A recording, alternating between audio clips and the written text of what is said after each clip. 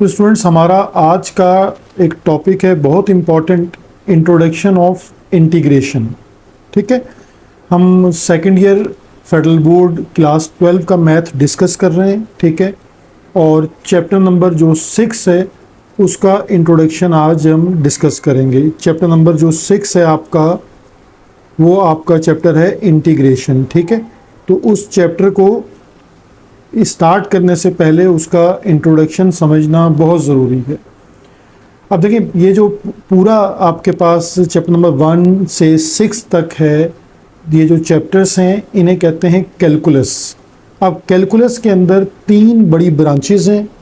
First one is function, जिसे आपने chapter number 2 में डिस्कस किया था, चैप्टर नंबर 2। ठीक है, इसमें आपने अपने फंक्शंस को डिस्कस किया। अब फंक्शंस क्या थे? यानी 2 क्वांटिटीज़ का रूल, यानी rule between 2 quantities is called function. अब उसमें फंक्शन में आपने पढ़ा एक इंडिपेंडेंट वेरिएबल और एक डिपेंडेंट वेरिएबल। यानी इंडिपेंडेंट वेरिएबल आपने डिस्कस किया कि इंडिपेंडेंट एंड डिपेंडेंट वेरिएबल, जो वेरिएबल्स हैं उनमें क्या कनेक्शन होता है। ठीक है, इसे हम फंक्शन में स्टडी करते हैं। इसके बाद दूसरी जो ब्रांच थी वो थी डेरिवेटिव्स की, जिसको आपने चैप्टर नंबर 3 में डिस्कस किया। 3, 4 और 5 ये 3 चैप्टर डेरिवेटिव से रिलेटेड बनते हैं। ठीक है, अब डेरिवेटिव को हम डिफरेंशिएशन भी कहते हैं। अब हमारा जो टॉपिक है वो है इंटीग्रेशन, जो थर्ड ब्रांच है, जो चैप्टर नंबर 6 में कवर होगा। तो पहले तो हम इनका डिफरेंस भी समझते हैं। ठीक है, इंटीग्रेशन भी कहा जाता है इसको, एंटी डेरिवेटिव्स भी कहा जाता है, एंटी डिफरेंशिएशन भी कहा जाता है। ठीक है, इन तीनों ब्रांचेस को, फंक्शन, डेरिवेटिव्स और इंटीग्रेशन को कंबाइन वे में हम कैलकुलस कहते हैं। और इसी तरह इंटीग्रेशन को इनवर्स ऑफ डिफरेंशिएशन भी कहा जाता है कि ये डेरिवेटिव का इनवर्स प्रोसेस है, या बोथ आर एंटी जो है इनवर्स ऑफ ईच अदर, यानी दोनों एक दूसरे का इनवर्स होते हैं। अच्छा, अब हम इसको फर्दर थोड़ा सा डिस्कस करते हैं। ठीक है, यानी हम डेरिवेटिव को कैसे एक्सप्लेन करते हैं कि the derivative is related to the slope, यानी मेन यहाँ पे आ जाता है slope of the tangent line to the curve. यानी अगर हमारे पास एक कर्व है, हम उस पर एक टेंजेंट ड्रॉ करें तो हमें स्लोप ऑफ कर्व मिल जाता है। ठीक है, और अगर हम इंटीग्रेशन को देखें तो इसे कहा जाता है reverse of anti derivative is related to the area and volume of 3D shape under the curve. यानी ये जो आपके पास प्रोसेस है इंटीग्रेशन का, इसके थ्रू आप कर्व्स का एरिया, यानी अंडर द कर्व एरिया और वॉल्यूम ऑफ 3D शेप्स को कैलकुलेट करते हैं। ठीक है, ये एक डिफरेंस हो गया। नेक्स्ट है derivative means rate of change, यानी ये आपके पास इंपॉर्टेंट पॉइंट है, रेट ऑफ चेंज। यानी आपने जो फंक्शन बनाया था डिपेंडेंट और इंडिपेंडेंट के बीच में, वेरिएबल्स के बीच में, उनमें जो चेंज आ रहा है with respect to each other, हम उसको डेरिवेटिव से कैलकुलेट करते हैं। और इंटीग्रेशन में हम उसको कैसे डिस्कस करते हैं कि integration gives the total amount of quantity. अगर मुझे रेट ऑफ चेंज पता है लेकिन क्वांटिटीज़ नहीं पता, तो मैं रेट ऑफ चेंज को जब इंटीग्रेट करूंगा तो मुझे दोबारा अपना फंक्शन मिल जाएगा। यानी integration gives the total amount of quantity. हमें पता लग जाएगा कि क्वांटिटीज़ की जो टोटल अमाउंट थी वो क्या थी, अगर हमें रेट ऑफ चेंज पता है। ठीक है, इसको भी एक एग्जांपल से अब डिस्कस करते हैं। इसी तरह हम कह सकते हैं डेरिवेटिव को कि ओपोजिट ऑफ इंटीग्रेशन है, और इंटीग्रेशन को कह सकते हैं कि ओपोजिट ऑफ डिफरेंशिएशन है। ठीक है, अच्छा, एक और इसमें डिफरेंस है जो आपको याद रखना चाहिए, वो है कि when polynomial is differentiated with we get a polynomial of degree 1 less than 8। यानी जब हम किसी भी लाइक एक्स स्क्वायर को डिफरेंशिएट करते हैं, ठीक है, तो क्या मिलेगा हमें इसका डिफरेंशिएशन 2x। तो एक डिग्री देख लें, यहाँ डिग्री 2 है और यहाँ डिग्री 1 है। तो 1 डिग्री हमेशा कम मिलती है। इसी तरह इंटीग्रेशन में 1 डिग्री हमेशा ज़्यादा मिलेगी। अगर आप एक्स स्क्वायर को इंटीग्रेट करेंगे तो एक्स क्यूब मिलेगा, और एक्स क्यूब को इंटीग्रेट करेंगे तो एक्स की पावर 4 मिलेगी। ठीक है, ये एक फ़र्क इसका याद कीजिए। अब नेक्स्ट इसमें ये एक एग्जाम्पल है, it is use to find, यानी डेरिवेटिव है, derivative is use to find velocity. हम वेलोसिटी फाइंड कर सकते हैं व्हेन डिस्प्लेसमेंट इज गिवन, यानी डिस्प्लेसमेंट का रेट ऑफ चेंज क्या बनता है, वेलोसिटी। फिर वेलोसिटी को डिफरेंशिएट करते हैं तो एक्सेलरेशन पे मूव करते हैं। ठीक है, अब इंटीग्रेशन में क्या होगा, it is used to find velocity when acceleration is given, यानी आप एक्सेलरेशन को इंटीग्रेट करते हैं तो वेलोसिटी मिलेगी, वेलोसिटी को इंटीग्रेट करते हैं तो डिस्प्लेसमेंट मिलेगा। तो रिवर्स आपको समझ आ रहा होगा, यानी अगर आप डेरिवेटिव में जाते हैं तो डेरिवेटिव में आपके पास डिस्प्लेसमेंट होगा, उसका रेट ऑफ चेंज वेलोसिटी मिलेगी, वेलोसिटी का रेट ऑफ चेंज एक्सेलरेशन मिल जाएगा। ठीक है, और इसी को रिवर्स कर देंगे तो इंटीग्रेशन आ जाएगी आपके पास। इसको आप इस इक्वेशन के थ्रू भी समझ सकते हैं कि dy ऑफ dx ये डिफरेंशिएशन ऑफ y है, और ये सिंबल है इंटीग्रेशन का, integration of y with respect to x, ये दोनों एक दूसरे का एंटी प्रोसेस है।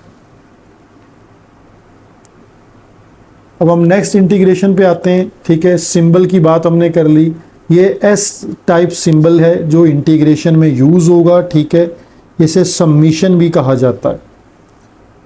और नेक्स्ट हमारे पास है कि हम कैसे फंक्शन को लिखेंगे। देखेंगे ये इंटीग्रेशन का सिंबल आ गया, जो भी फंक्शन है f ऑफ x, और फिर dx का मतलब होता है विद रिस्पेक्ट टू, यानी ये लिखना, ये जो आपके पास पैटर्न मैंने बताया, सबसे पहले सिंबल आ जाएगा, देन फंक्शन होगा, और उसके बाद dx या dy या जो भी आप इसमें यूज़ करेंगे कि with respect to x y हम इंटीग्रेशन प्रोसीड कर रहे हैं। अच्छा, जो फंक्शन है उसे इंटीग्रेंड कहा जाता है। ठीक है, ये याद रखिएगा कि जो भी फंक्शन आप यूज़ करते हैं, लाइक अगर इसको एक एग्जांपल में देखें, ये हमने सिंबल यूज़ किया, नेक्स्ट इंटीग्रेंड हमारे पास एक्स स्क्वायर है और dx साथ यूज़ होगा। तो dx मीन्स कि हम विद रिस्पेक्ट टू x इसको इंटीग्रेट करेंगे। अच्छा, अब इसमें मोस्ट इंपॉर्टेंट इसके कुछ रूल्स हैं। तो रूल्स में क्या आ जाता है, सबसे पहले है कांस्टेंट रूल। ठीक है, तो कांस्टेंट रूल नंबर 1 जो है वो ये है कि जब भी, जैसे लाइक आपके पास k है, इस वक्त इंटीग्रेशन ऑफ k dx है। ठीक है, तो आप k का इंटीग्रेट अगर k है तो हमेशा इसमें c ऐड करेंगे। ठीक है, यानी ये है कांस्टेंट रूल। जब भी आप किसी फंक्शन को इंटीग्रेट करेंगे तो जब इंटीग्रेट कंप्लीट हो तो हमेशा प्लस c लिखेंगे। ये प्लस c कहलाता है constant of integration, constant of integration. ये एक आपको बात याद रखनी है। सेकंड रूल 2 है कांस्टेंट मल्टीपल रूल। अगर आपके पास, जिसको हम कोफिशिएंट कहते हैं बेसिकली, तो अगर हमारे पास k एक कोफिशिएंट है तो कोफिशिएंट हमेशा साइन ऑफ इंटीग्रेशन से पहले आएगा, देन f ऑफ x को आप इंटीग्रेट कर देंगे। ठीक है, ये सेम वही है जैसे डिफरेंशिएशन में आप यूज़ करते हैं। थर्ड रूल है सम का, कि अगर हमारे पास दो फंक्शंस एडिशन में लिखे हुए नज़र आ रहे हैं तो आप उसको इंटीग्रेशन में स्प्लिट कर सकते हैं, यानी f of x integration f of x dx plus integration of g of x dx, और जैसी इंटीग्रेशन कंप्लीट होगी तो आप प्लस c साथ लिखेंगे। लास्ट और मतलब फोर्थ, सेकंड लास्ट और मोस्ट इंपॉर्टेंट रूल जो है 4, पावर रूल। ये पावर रूल आपने डेरिवेटिव में भी यूज़ किया है। अगर देखिए मैं आपको यहाँ बताता हूँ, अगर d बाई डी एक्स हो x raise to power n, तो आप डेरिवेटिव कैसे लिखते हैं, पावर पहले लिखते हैं और पावर में से एक कम करते थे। ठीक है, अब इंटीग्रेशन में समझिए कि x as it is power में एक ऐड कर देंगे और उसी पावर से आप डिवाइड कर देंगे, देन प्लस c लिखेंगे तो इंटीग्रेशन कंप्लीट हो जाएगी। अब इसको आप एक एग्जांपल से और समझिए, लाइक अगर x स्क्वायर ऑफ dx है तो आप पावर में एक ऐड कर देंगे तो क्या हो जाएगा x क्यूब, और उसे डिवाइड कर देंगे 3 से प्लस सी, ये आपका इंटीग्रेशन हो गया। और लास्ट वन है लॉगरिथमिक रूल। तो लॉगरिथमिक रूल क्या है कि अगर आपके पास 1/x आ रहा है इंटीग्रेशन में 1/x, तो इसका आपके पास इंटीग्रेशन आपको याद रखना है ln x प्लस सी। और अब आप ये देखें कि derivative of d by d x of ln x क्या था, ये ज़रा सोचें तो आपको खुद ब खुद बात याद आएगी कि डेरिवेटिव ऑफ ln x जो था वो क्या होता है 1/x। ठीक है, तो 1/x का इंटीग्रेशन क्या होगा ln x, एक दूसरे का ओपोजिट। इस तरह आपने जितने भी फॉर्मूले यूज़ किए हैं वो सब इसी तरह एक दूसरे का रिवर्स करके यूज़ किए जाएंगे। तो ये मेन आपके पास कॉन्सेप्ट था कैलकुलस में इंटीग्रेशन के पार्ट का। इसमें अब आपको एक एग्जाम्पल को मैं दोबारा एक्सप्लेन करता हूँ। लाइक हमारे पास एक क्वेश्चन है जिसमें हम फंक्शन यूज़ करते हैं x² प्लस 5 और dx। अब हमें इसकी इंटीग्रेशन फाइंड आउट करनी है।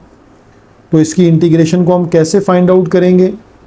सबसे पहले देखें, दो फंक्शंस हैं, हम इनके साथ इंटीग्रेशन के साइन को अलग अलग कर सकते हैं।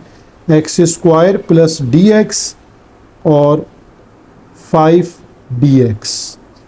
नेक्स्ट स्टेप में आप देखेंगे कि 5 एक कोफिशिएंट है, तो आप इसको कोफिशिएंट को साइन ऑफ इंटीग्रेशन से पहले लिख सकते हैं, यानी 5dx।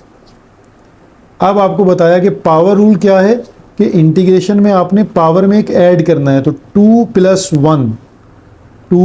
1 एंड इसी पावर से आपने डिवाइड करना है 2 + 1। 5 एज इट इज़, डेरिवेटिव और इंटीग्रेशन कैंसिल हो जाते हैं, तो dx का इंटीग्रेट हमेशा क्या होता है x, और आंसर में हमेशा क्या ऐड करेंगे कांस्टेंट यानी c। तो हमारे पास इसका रिजल्ट आ जाएगा x³ / 3 + 5x + c। तो स्टूडेंट ये हमारे पास इसका कंप्लीट जो है वो कॉन्सेप्ट था। अब इसके बाद इसकी एक्सरसाइजेज स्टार्ट होंगी चैप्टर नंबर 6 की। तो आप इसी तरह जुड़े रहिए, लेक्चर्स को अटेंड कीजिए, इंशाल्लाह आपके कॉन्सेप्ट्स बहुत बेहतर हो जाएंगे। ठीक है, चैनल को सब्सक्राइब भी कीजिए, लाइक भी कीजिए, कोई क्यूरी हो तो उसे कमेंट कीजिए। ठीक है, ताकि आपको साथ साथ अपडेट्स मिलती रहें। Thank you.